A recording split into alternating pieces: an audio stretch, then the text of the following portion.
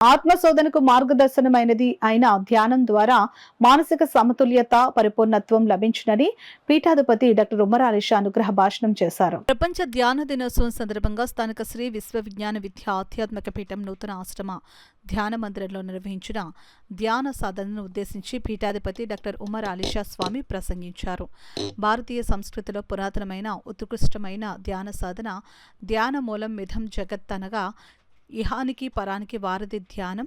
ఈ పీఠం ప్రమోదం చేయు త్రయీ సాధనలో మంత్ర సాధన, ధ్యాన సాధన ఇహానికి పరానికి వారధి అనగా శారీరక మానసిక వ్యవస్థను నియంత్రిస్తూ సమాజంలో సుఖంగా శాంతిగా జీవిస్తూ ముముక్షత్వం పొంది తరించు మార్గం ద్వారా జీవితాన్ని సుసంపన్నం చేసుకోవచ్చునని పీఠాధిపతి డాక్టర్ ఉమర్ అలీ షా అన్నారు.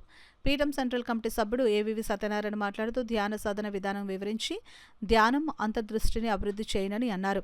పీఠం కన్వీనర్ పేరూరి సూరిబాబు ధ్యానం యోగాలో ఒక భాగమని చెబుతూ యోగా ద్వారా శారీరక మానసిక ఆరోగ్యం చేకూరి ప్రశాంతంగా జీవితాన్ని గడపవచ్చునని, ఎంత పెద్ద సమస్యలైనా చిన్నదిగా ఊహించుకుని పరిష్కరించుకోగల మానసిక శక్తిని ధ్యానం ద్వారా పొందవచ్చునని అన్నారు. ఈ కార్యక్రమంలో ఎస్ కృష్ణకుమార్ సాంకేతిక సహాయం అందజేశారు. వందలాది సభ్యులు ఈ కార్యక్రమంలో పాల్గొన్నారు.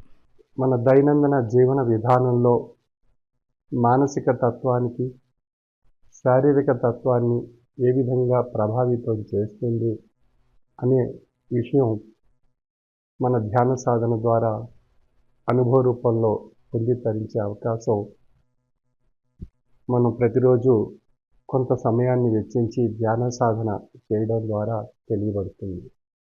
ధ్యాన సాధన మానసిక తత్వంలో జ్ఞాన సాధన యొక్క జ్ఞానశక్తిని ధ్యాన స్థితిగా మార్చి మానసిక తత్వంపై, శారీరక తత్వంపై ప్రభావితం చేస్తూ ఈ రెండు తత్వాల్లో ఉండేటువంటి అద్భుతమైనటువంటి శక్తిని ధ్యాన స్థితిలో ఆత్మశోధన ద్వారా పొంది తరించే అవకాశం ఏర్పడుతుంది.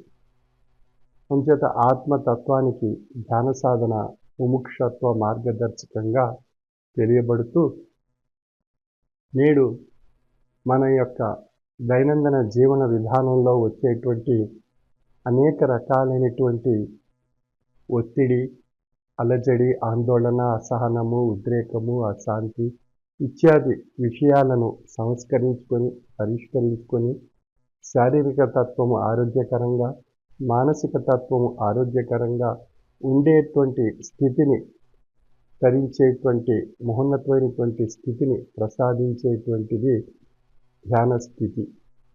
అంచేత ధ్యానము మానసిక వ్యవస్థను, శారీరక వ్యవస్థను నియంత్రిస్తూ భౌతిక దైనందిన జీవన విధానంలో మన మనుగడ ఆయుష్, ఆరోగ్యంతో చక్కగా జీవనయానం సాగించే అవకాశం కలిగిస్తుంది.